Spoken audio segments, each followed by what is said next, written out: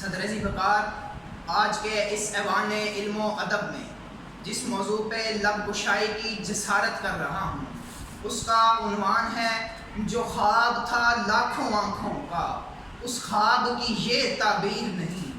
صدر ذی وقار، وطن عزیز میں جشن آزادی منانے کی تیاریاں عروج پر ہیں۔ بعض سیاسی جماعتیں وطن عزیز کے عوام کو شایان شان طریقے سے جشن آزادی منانے کا درس دے رہی ہیں، وطن عزیز کے طول و عرض میں جھنڈے لہرانے اور گھر گھر چراغاں کرنے کا درس دے رہی ہیں، مگر میں یہ بات سمجھنے سے قاصر ہوں کہ ہم کس بات کا جشن آزادی منا رہے ہیں، جبکہ وطن عزیز آزادی کی کسی بھی تعریف کی روح پر پورا نہیں اترتا۔ ہم کل بھی غلام تھے، ہم آج بھی غلام ہیں، بس انداز غلامی بدل گیا ہے۔ جس وطن عزیز میں سانحہ، پشاور اور ایبٹ آباد جیسے آپریشن ہوتے ہوں، صدر ذی وقار، کیا وہ آزاد اور پرامن ریاست ہو سکتی ہے؟ ہم پر جو پہلے حکمرانی کرتے تھے آج بھی وہی حکمرانی کرتے ہیں، بس انداز حکمرانی بدل گیا ہے۔ پہلے وہ براہ راست حکمرانی کرتے تھے، اب ان کے کرندے حکمرانی کرتے ہیں، بس انداز حکمرانی بدل گیا ہے۔ صدر ذی وقار، ہمارے آباء و اجداد نے اپنی جانوں کے نذرانے پیش کر کے اس وطن عزیز کی بنیادوں کو بنایا، اپنا لہو اس وطن عزیز کی بنیادوں میں دفن کر دیا۔ صدر ذی وقار، اس وطن عزیز کی عظمت و عصمت کی خاطر ہماری ماؤں، بہنوں، بیٹیوں نے اپنی عزتوں، عصمتوں کو قربان کر دیا۔ اس وطن عزیز کی سربلندی کی خاطر ہمارے جوان بیٹوں نے اپنے سروں کو نیزوں کی نوک پہ چڑھانا پسند کیا۔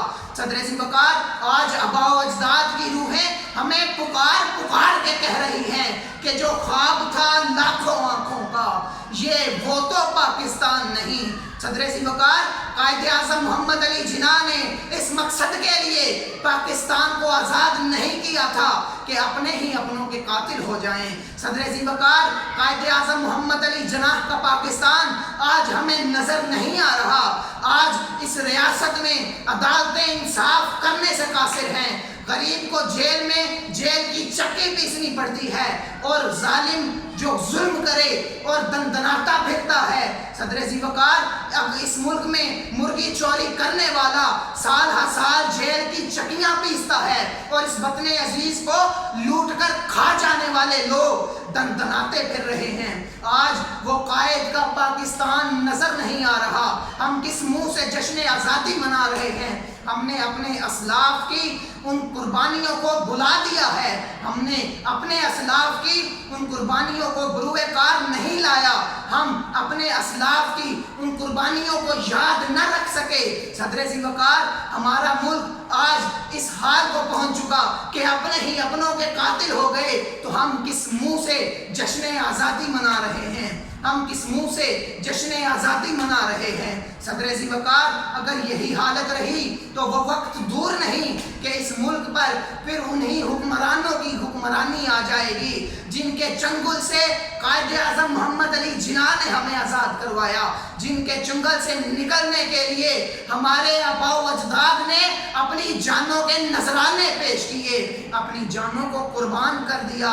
ہم آج اس ریاست پاکستان کے اس اصلی مقصد سے بہت دور آ چکے ہیں، ہم اپنے مقصد کو بھلا چکے ہیں، ہم اپنے آباء و اجداد کی قربانیوں کو بھلا چکے ہیں، ہم نے سر نگوں کر لیا ہے ان ظالم حکمرانوں کے سامنے، ان ظالم جابر کرپٹ ریاست کے حکمرانوں کے سامنے ہم نے اپنا حق لینے کا، ہم نے اپنا حق ان سے چھیننے کا اپنا مقصد ترک کر دیا ہے، اپنا مقصد ترک کر دیا ہے۔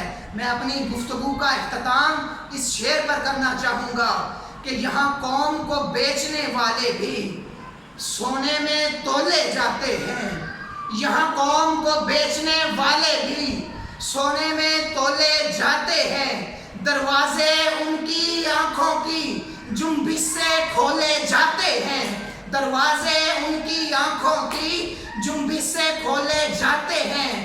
ہم پوچھتے ہیں ان زر والوں سے، ہم پوچھتے ہیں ان زر والوں سے، کیا ہم مفلس انسان نہیں؟ ہم پوچھتے ہیں ان زر والوں سے، کیا ہم مفلس انسان نہیں؟ جو خواب تھا لاکھوں آنکھوں کا، جو خواب تھا لاکھوں آنکھوں کا، یہ وہ تو پاکستان نہیں، یہ وہ تو پاکستان نہیں۔ والسلام۔